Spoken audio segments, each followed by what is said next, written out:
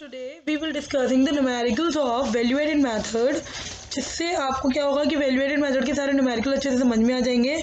उसके साथ ही हम कॉम्पोनेंट्स को डिस्कस भी करेंगे और न्यूमेरिकल्स को सॉल्व भी करेंगे। ट्राई करिएगा फर्स्ट न्यूमेरिकल के बाद आप लोग ही खुद सॉल्व करें।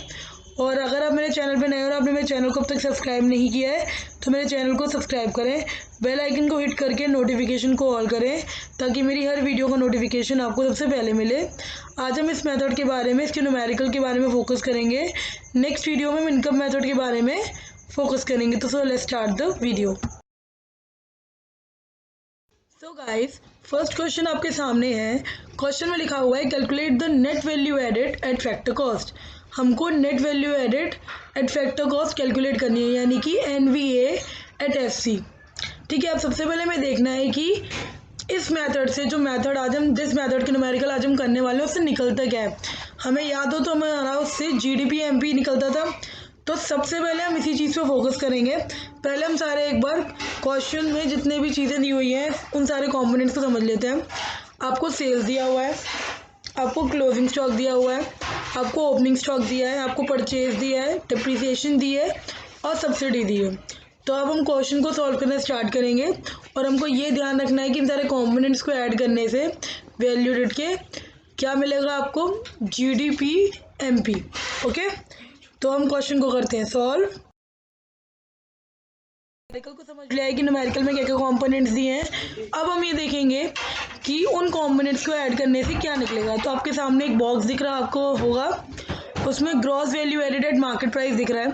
तो सबसे पहले हम सारे कंपोनेंट हो जाएंगे किसके, वैल्यू एडेड के। पहला सेल्स है, उसके बाद आता है stock, closing stock minus opening stock और इसके अलावा परचेज। इन सब चीज़ों को ऐड करोगे आप, यानी कि सबसे पहले आप वैल्यू ऑफ आउटपुट देख लो। वैल्यू ऑफ आउटपुट के अंदर आपको था सेल्स और चेंज इन स्टॉक, तो वो आप ऐड करोगे। उसमें से आप क्या माइनस कर दोगे, value of input that is purchase. तो सेल्स कितनी है आपकी 800, क्लोजिंग स्टॉक आपका 20, ओपनिंग स्टॉक आपका 50 और परचेज आपकी 500 है। तो आप सम टोटल करोगे तो आपका आंसर क्या आएगा, 270 आएगा। यानी आपकी ग्रॉस वैल्यू एडेड कितनी आ गई, 270 आ गई eight market price.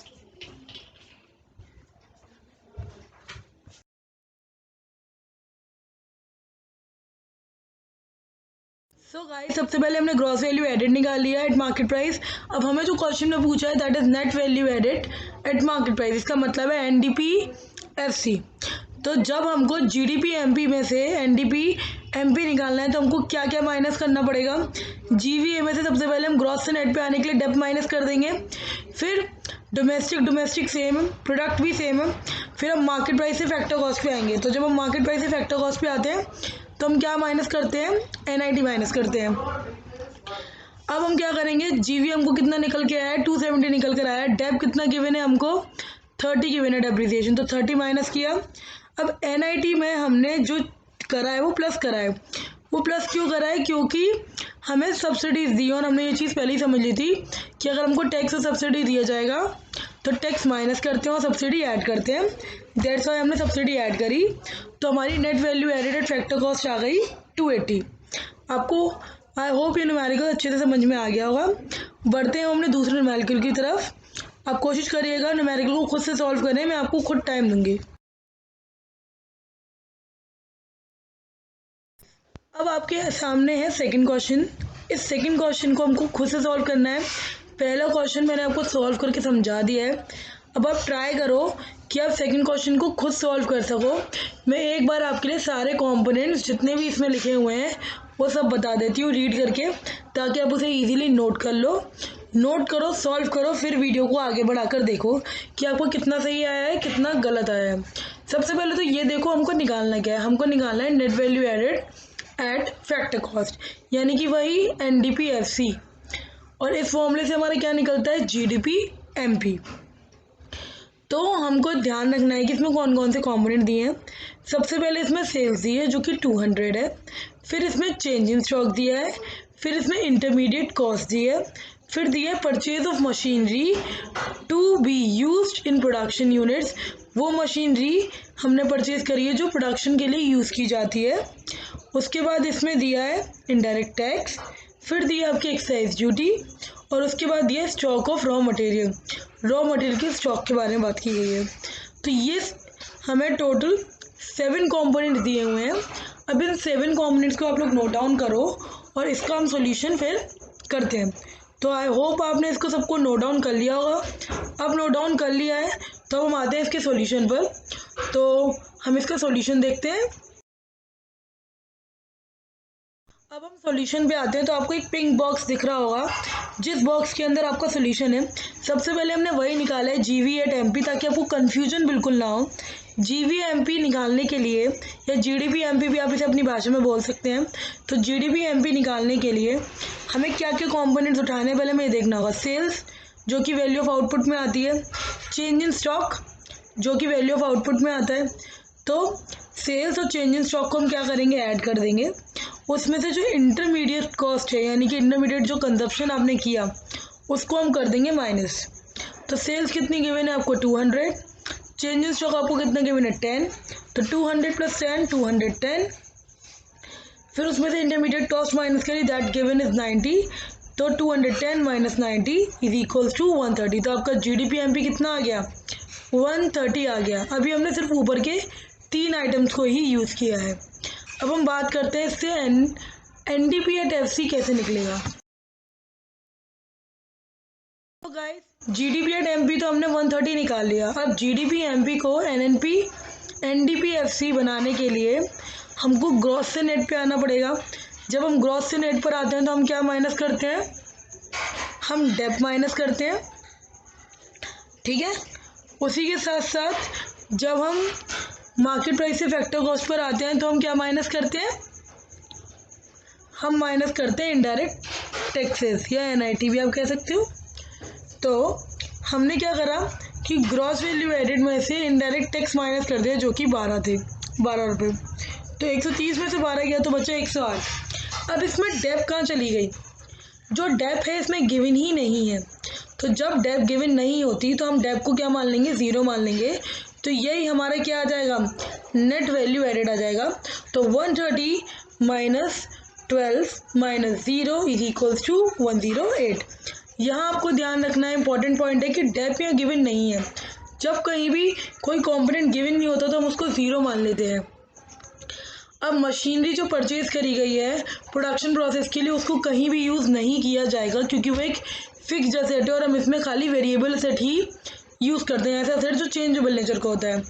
Excise duty भी इनडायरेक्ट टैक्स है, इसलिए वो इनडायरेक्ट टैक्स के अंदर ही इंक्लूड है, इसलिए हमने एक्साइज ड्यूटी को भी यूज़ नहीं किया। रॉ मटेरियल का स्टॉक जो है वो क्लोजिंग स्टॉक है, तो आप उसको भी यूज़ नहीं करेंगे जब आपको चेंज इन स्टॉक दिया हुआ है। तो हमने सिर्फ और सिर्फ कितने आइटम्स का यूज़ करा, हमने 7 में से सिर्फ 4 आइटम्स का ही यूज़ किया। तो हमारा net value added at factor cost कितना आ गया, 108 रुपीज़। अब हम आ गए अपने थर्ड क्वेश्चन पर। थर्ड क्वेश्चन जो है उसके अंदर आपको सिर्फ 5 आइटम्स दिए हुए हैं, that is sales, change in stock, taxes on production, raw material and fixed capital good with life span of 5 years। ठीक है। अब हमें इसमें निकालना क्या है, उसमें निकालना है net value added at market price.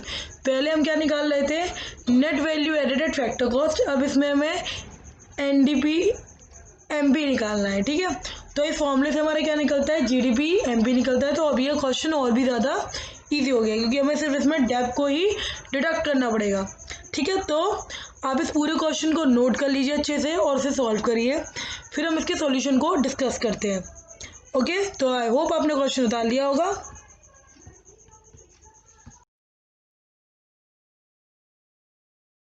इसके अंदर हम सबसे पहले डेप निकालेंगे, क्योंकि हमें डेप गिवन नहीं है और हमें ग्रॉस से नेट पे आने के लिए डेप की रिक्वायरमेंट बहुत ज़्यादा है। तो इसमें एक लाइन दी हुई है, that is fixed capital goods with a life span of 5 years। एक फिक्स्ड कैपिटल गुड है जिसकी लाइफ स्पैन 5 साल है। तो आप इससे डेप इजीली निकाल सकते हो।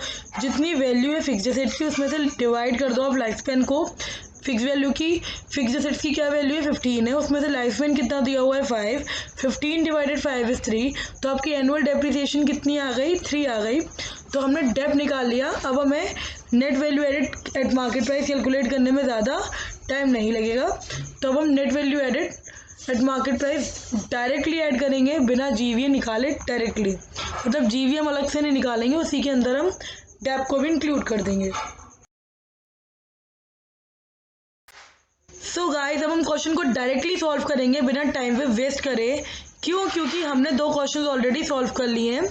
तो हम क्या करेंगे, directly net value added at market price निकालेंगे। तो सबसे पहले हम इसमें वैल्यू ऑफ आउटपुट लेंगे। वैल्यू ऑफ आउटपुट के अंदर आ गया सेल्स और चेंज इन स्टॉक। इसमें चेंज इन स्टॉक में कुछ वेरिएशन है। चेंज इन स्टॉक जो है वो माइनस में आ रहा है, यानी कि आपका ओपनिंग स्टॉक बहुत ज़्यादा है और क्लोजिंग स्टॉक कम है। इसका मतलब ये है, तो ये दिखा रहा है आपको कि वैल्यू ऑफ आउटपुट क्या हुआ 25 प्लस -2 चेंज इन स्टॉक। फिर उसमें से हमने क्या माइनस कर दिया, उसमें से हमने रॉ मटेरियल माइनस कर दिया। That amount is 6। Raw material हमने कितने का खरीदा, 6 रुपये का खरीदा। तो अब रॉ मटेरियल माइनस करने के बाद हमारा क्या निकलता था, GDP एंड MP। अब हमें NDP एंड MP बनाने के लिए उसमें क्या करना पड़ेगा, डेप को माइनस करना पड़ेगा।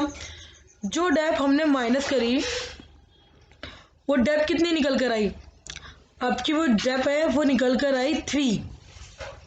ठीक है, 15 divided by 5 is equal to 3।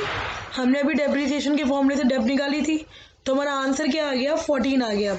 हमने net value added at market price आसानी से निकाल ली, सिर्फ और सिर्फ डेप माइनस कर पूरा फॉर्मूले को लगाकर ग्रॉस वैल्यू एडेड निकाला। ग्रॉस वैल्यू एडेड से फिर डेप माइनस करी, तो हमने क्या निकाल लिया, अपना net value added at market price. तो आज हमने इन 3 न्यूमेरिकल्स को फोकस किया है। नेक्स्ट वीडियो में हम इनकम मेथड के न्यूमेरिकल को फोकस करेंगे। आई होप आपको वीडियो पसंद आई होगी, क्वेश्चंस को अच्छे से समझा होगा। कोई भी क्वेरी हो तो आप कमेंट बॉक्स में पूछ सकते हैं। वीडियो आपको कैसी लगी ये भी आप कमेंट सेक्शन में बताएं। वीडियो अगर अच्छी लगी तो वीडियो को लाइक ज़रूर करें, और अगर आप कोई सजेशन देना चाहते हैं तो वो भी आप कमेंट बॉक्स में हमें बता सकते हैं। चैनल को सब्सक्राइब करना ना भूलिएगा, ताकि आपको मेरी हर नई वीडियो का नोटिफिकेशन आप सबसे पहले मिले। ठीक है, thanks for watching guys this video. I hope you like the video को भर भर के शेयर करिएगा, और मिलते हैं अपनी नेक्स्ट वीडियो में। तब तक के लिए स्टे होम, स्टे सेफ।